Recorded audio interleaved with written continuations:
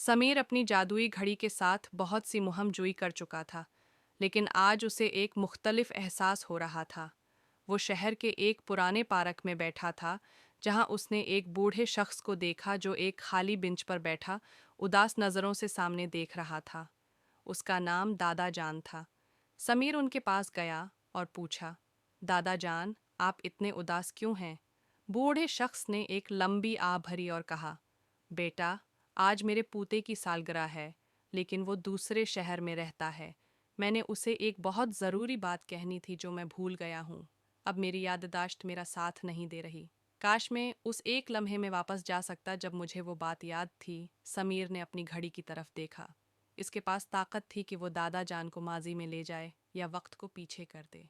लेकिन उसे समीर बाबा की बात याद आई, वक्त का गलत इस्तेमाल फितरत को बदल देता है।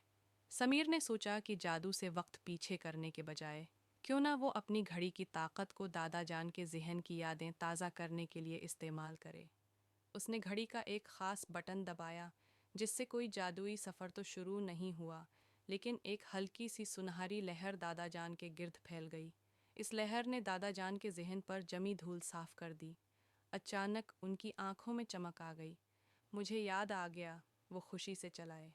मुझे उसे ये बताना था कि ज़िंदगी में कामयाब होना इतना ज़रूरी नहीं जितना एक अच्छा इंसान बनना ज़रूरी है। मैंने उसके लिए एक पुराना ख़त अपने बाग के दरख्त के नीचे छिपाया था।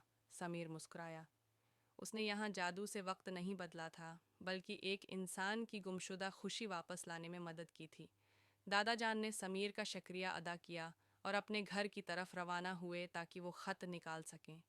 समीर ने अपनी घड़ी को देखा और उसे महसूस हुआ कि सबक असल जादू वक्त को पीछे ले जाने में नहीं, बल्कि हाल में रहकर किसी के काम आने में है। वक्त सबसे कीमती तहफ़ा है और उसे बांटने से उसकी कीमत बढ़ जाती है। अगर आपको समीर की ये मुहिम पसंद आई, तो मज़ीद कहानियों के लिए सब्सक्राइब करना न भूलें और कमेंट में बताएं कि अगली कहानी आप किसके बारे में देखना चाहते हैं। अब मुलाकात होगी एक नई स्टोरी के साथ। तब तक के लिए अल्लाह हाफिज़।